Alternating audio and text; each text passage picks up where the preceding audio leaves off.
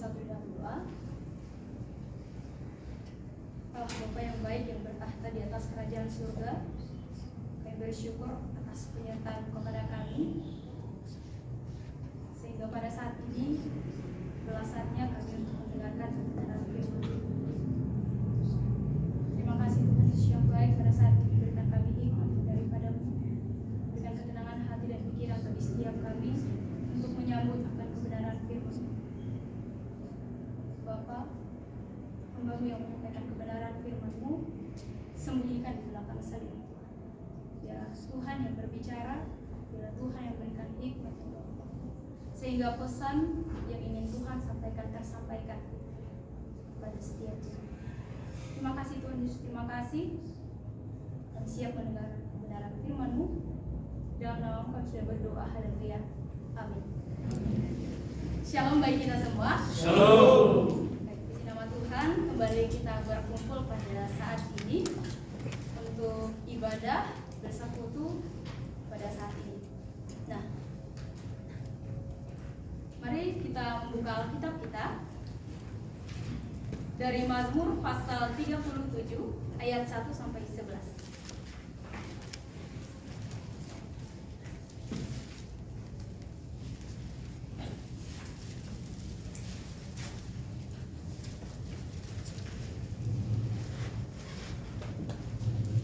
Mazmur 37 ayat 1 sampai 11, yang sudah menemukan katakan amin. Amin. Kita membaca secara silih berganti. Ayat yang pertama dibacakan oleh kaum pria dan ayat yang kedua dibacakan oleh kaum wanita. Begitupun seterusnya di bawah perikop kebahagiaan orang fasik semu. 3 ya. Dari Daud, jangan marah karena orang yang berbuat jahat, jangan iri hati kepada orang yang berbuat curang. Sebab mereka segera lisut seperti rumput dan layu seperti tumbuh-tumbuhan hijau. Percayalah kepada Tuhan dan lakukanlah yang baik. Diamlah di negeri dan berlakulah setia. Dan bergembiralah karena Tuhan, maka Ia akan memberikan kepadamu apa yang diinginkan hatimu. Serahkanlah hidupmu kepada Tuhan dan percayalah kepadanya, dan Ia akan bertindak. Ia akan memunculkan kebenaranmu seperti terang dan hakmu seperti siang. Berdiam dirilah di hadapan Tuhan dan nantikanlah Dia. Jangan marah karena orang yang berhasil dalam hidupnya, karena orang yang melakukan tipu daya. Berhentilah marah dan tinggalkanlah panas hati itu. Jangan marah, itu hanya membawa kepada kejahatan. Sebab orang-orang yang berbuat jahat akan dilenyapkan, tetapi orang-orang yang menanti-nantikan Tuhan akan mewarisi negeri. Karena sedikit waktu lagi, maka lenyaplah orang fasik. Jika engkau memperhatikan tempatnya, maka ia sudah tidak ada lagi. Ayat 11 bersama-sama. Tetapi orang-orang yang rendah hati akan mewarisi negeri dan bergembira karena kesejahteraan yang berlimpah-limpah. Amin. Baik, yang menjadi latar belakang di ayat yang telah kita baca pada saat ini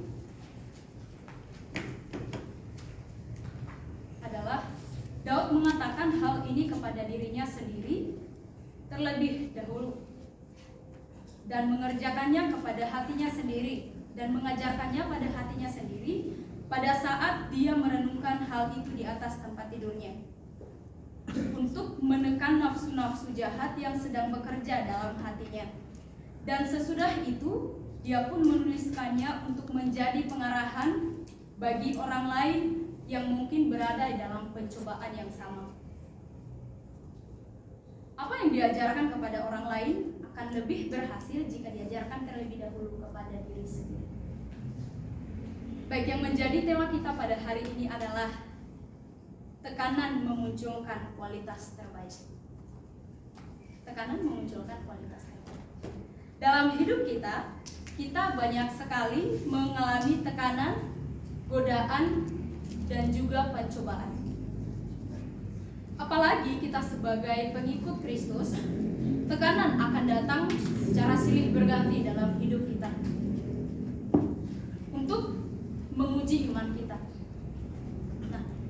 Kenapa tekanan harus ada? Supaya kita memunculkan kualitas diri kita. Ketika kita mengalami tekanan, itu akan memunculkan kualitas terbaik dalam diri kita. Nah, seperti santan kelapa. Kalau misalnya santan kelapa kita siram dengan air saja tanpa melakukan sesuatu hal untuk mengeluarkan santannya, maka santannya tetap seperti air biasa. Namun ketika ia ditekan, ketika diperas, maka santannya keluar. Nah, sama halnya juga dengan getah teh. Ketika getah teh diseduh dengan menggunakan air dingin saja, maka teh yang keluar itu hanya sedikit saja. Namun ketika mengeluarkan, dia menggunakan atau meneduhnya dengan air panas, maka getah tehnya akan keluar dengan terbaik, dengan maksimal. Nah, begitu juga dengan kita. Kalau kita tidak merasakan tekanan-tekanan dalam diri kita, maka kehidupan yang kita jalani, maka kehidupan kita pada saat ini akan biasa-biasa saja. Nah, tapi ketika kita mau kualitas diri kita memunculkan kualitas yang terbaik, maka kita menerima tekanan. Maka bersyukurlah terhadap tekanan yang datang. Nah, di ayat 1 dikatakan, jangan marah karena orang yang berbuat jahat, jangan iri hati kepada orang yang berbuat curang. Di sini kita diperingatkan oleh Daud supaya tidak merasa galau melihat kemakmuran dan keberhasilan orang-orang di luar sana, orang-orang yang melakukan kejahatan. Saat kita memandang keluar, kita dapat melihat dunia yang penuh dengan orang-orang yang berbuat jahat dan yang melakukan kecurangan. Pada saat ini saja kita lihat dalam dunia pekerjaan, ada saja orang-orang yang ingin menjatuhkan kita. Ada saja orang-orang yang ingin mencemarkan nama kita. Mereka memfitnah kita. Begitu juga dengan dunia perkuliahan. Ketika dosen memberikan tugas kelompok, namun tidak jarang sekali kita temukan bahwa dalam kelompok hanya satu orang saja yang bergerak. Namun ketika nanti nilainya keluar, maka hasilnya sama-sama, bahkan lebih pun. Nah, dari situlah kita merasa ini tidak adil. Kadang kita merasa marah, kita tergoda dan menaruh dengki. Kita juga cenderung menjadi marah kepada Allah. Kenapa hal itu bisa terjadi? Kenapa mereka yang melakukan hal-hal tersebut malah lebih berhasil, lebih makmur daripada kita? Mengapa Tuhan membiarkan orang-orang tersebut? Kita tergoda untuk berpikir bahwa yang berbahagia di dunia ini hanyalah mereka saja.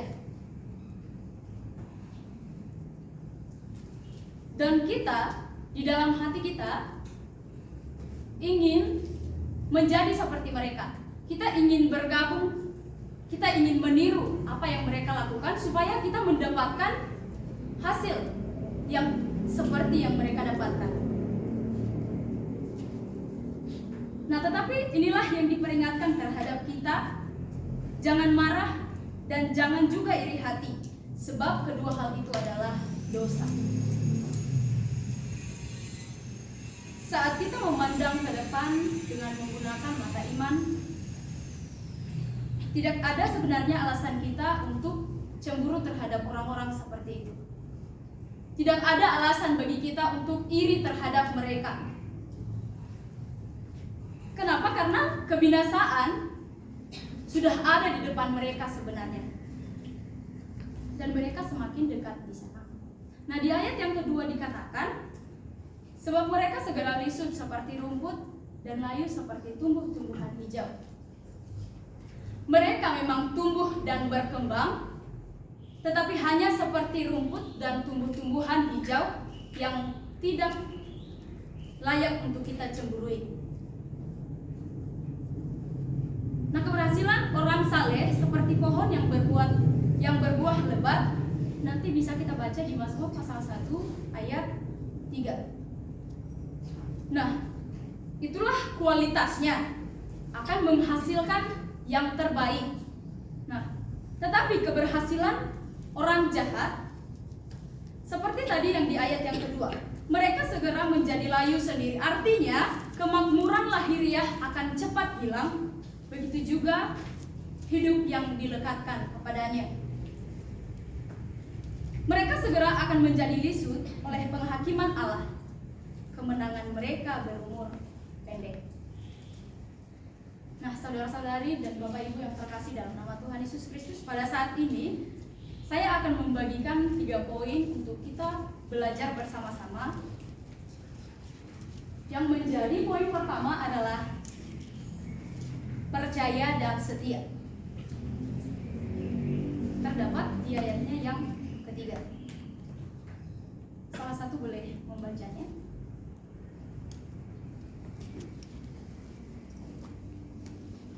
Mazmur 37 ayat 3. Percayalah kepada Tuhan dan lakukanlah yang baik. Diamlah di negeri dan lakukanlah setia. Terima kasih. Nah, pada saat ini ketika kita menghadapi tekanan dalam kehidupan kita harus percaya kepada Tuhan. Percaya di dalam ayat yang kita baca ditegaskan 2 kali, di ayat yang ketiga dan juga ayat yang kelima. Di ayat yang kelima. Nah, itu berarti menunjukkan bahwa percaya kepada Tuhan adalah suatu keharusan bagi setiap kita. Sebagai orang-orang percaya, sebagai orang-orang yang takut akan Tuhan, sebagai orang Kristen, mari percaya kepada Tuhan dan berlakulah yang baik dalam kegiatan kita sehari-hari. Mari kita melakukan yang terbaik supaya kita melekat kepada Tuhan dan menjadi serupa dengan Allah. Nah, setelah itu bergantung dan berserah kepada Tuhan. Kita dalam kehidupan kita harus bergantung sepenuhnya kepada Tuhan. Mari kita terus berharap hanya kepada Tuhan saja. Dan mari berlakulah setia kepada Tuhan. Jangan pernah meninggalkan Tuhan di dalam kehidupan kita. Nah, poin yang kedua, memunculkan kebenaranmu. Terdapat di ayatnya yang ke-6. Salah satu mahasiswa cewek bisa membaca. Firman Tuhan berkata demikian, Ia akan memunculkan kebenaranmu seperti terang dan hakmu seperti siang. Terima kasih. Ia akan memunculkan kebenaranmu seperti terang dan hakmu seperti siang. Ketika kita sudah percaya dan setia kepada Tuhan, maka ada sesuatu janji yang diberikan Tuhan. Janji secara Tuhan memberikan janji di dalam ayat yang kita baca ini ada secara umum dan ada juga secara khusus. Janji yang secara umum, Ia akan bertindak mengenai apapun yang engkau serahkan kepadanya. Ketika kita menyerahkan seluruh kehidupan kita kepada Tuhan, maka Tuhan akan juga bekerja. Tapi ketika kita memberikan atau hanya menyerahkan sebagian dalam kehidupan kita, maka Tuhan juga akan bekerja hanya sebagian dalam hidup kita. Jadi kita pada saat ini mari kita membuat pilihan. Apakah kita harus menyerahkan hidup kita sepenuhnya kepada Tuhan atau hanya setengah-setengah saja?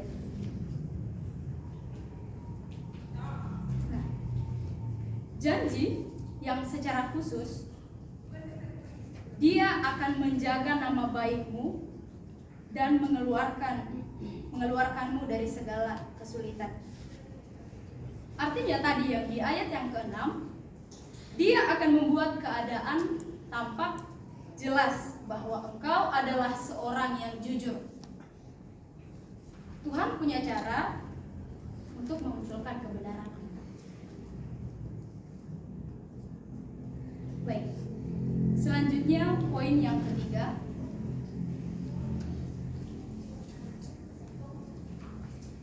sejahtera berlimpah-limpah.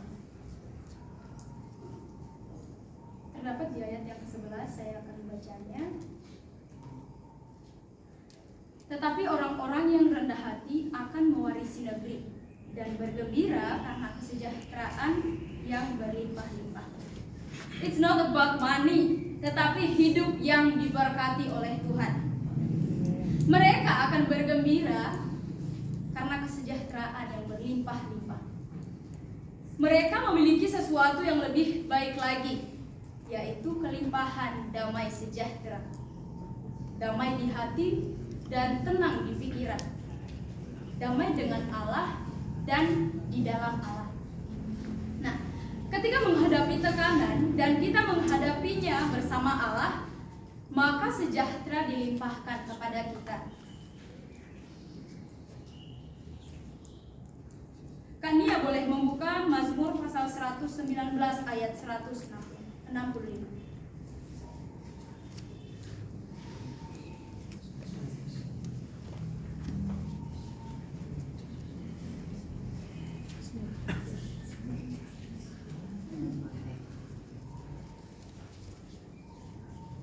Mazmur 119 ayat 65 begini firman Tuhan, kebajikan telah kau lakukan kepada hamba-Mu, ya Tuhan, sesuai dengan firman-Mu. Amin. Mazmur 119 ayat 165.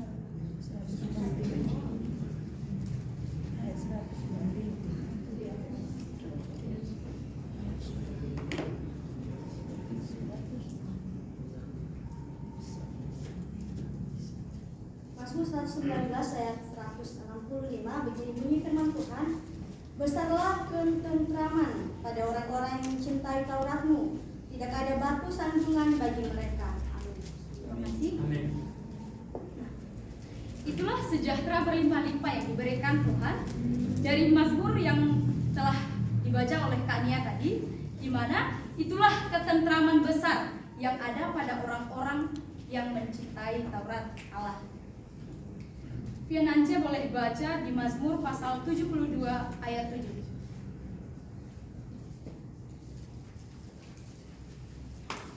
Mazmur 72 ayat 7.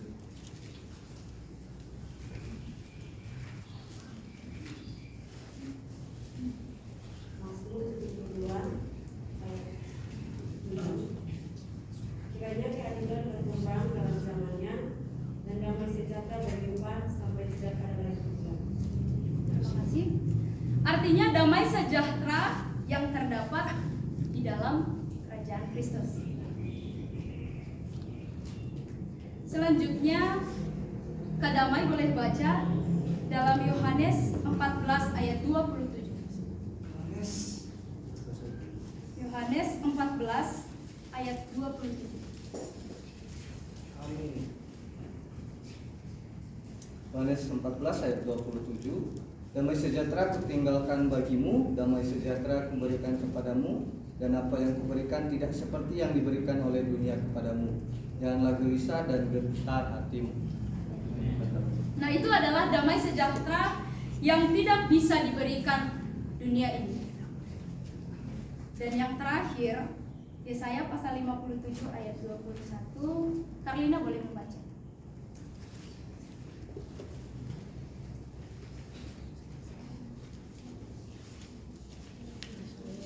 Yesaya 57 ayat 21.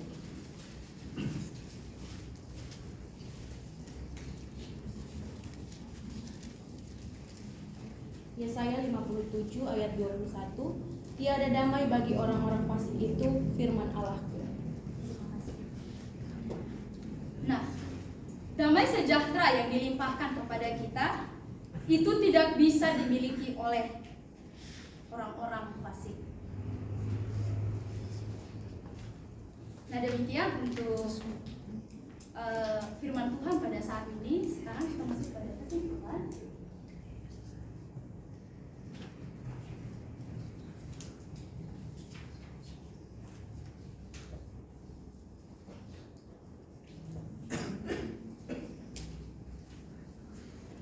Mari kita baca secara bersama-sama dalam hitungan 1, 2, 3, ya. Dalam hidup ini tentunya akan banyak tekanan yang datang silih berganti. Sebagai orang Kristen, mari tetap percaya dan setia hanya kepada Allah. Maka Tuhan akan memunculkan kebenaran kita dan sejahtera yang berlimpah-limpah, sehingga nantinya kita menghasilkan kualitas terbaik. Kualitas orang Kristen adalah kualitas yang terbaik. Amin. Demikian untuk kebenaran firman Tuhan kita pada sore hari ini. Kiranya Tuhan memberkati kita semua. Untuk doa penutup firman, saya minta kesediaan diberikan. Kita berdoa. Bapa yang baik, terima kasih Tuhan buat firman yang kami dengar pada sore hari ini. Bapa, kami mengalami apa yang dikatakan mungkin tekanan dalam hidup kami, masalah silih berganti. Tapi kami yakin dan percaya Tuhan, itu semua untuk menunjukkan kualitas terbaik kami dan kebenaran kami. Terima kasih Tuhan, ajar kami terus sebagai hamba-hamba Tuhan, hidup benar di hadapan Tuhan dan sesama kami memperkatakan yang benar, sehingga kualitas kami benar-benar menjadi kualitas terbaik di tengah organisasi kami, institusi, gereja, masyarakat, dan lingkungan kami. Terima kasih Bapak, Tuhan berkati hamba-Mu Lisbeth yang memaparkan bagi kami. Terus berikan hikmat, urapan daripada Tuhan dalam seluruh persiapan-persiapannya Tuhan dalam pembelajaran, agar saat kiranya tiba nanti saat dia pelayanan, biarlah Tuhan memberkatinya dan menempatkannya dalam tempat yang terbaik dalam pelayanan yang Tuhan akan berikan.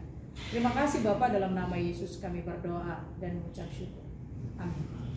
Saya kembalikan kepada Bapak.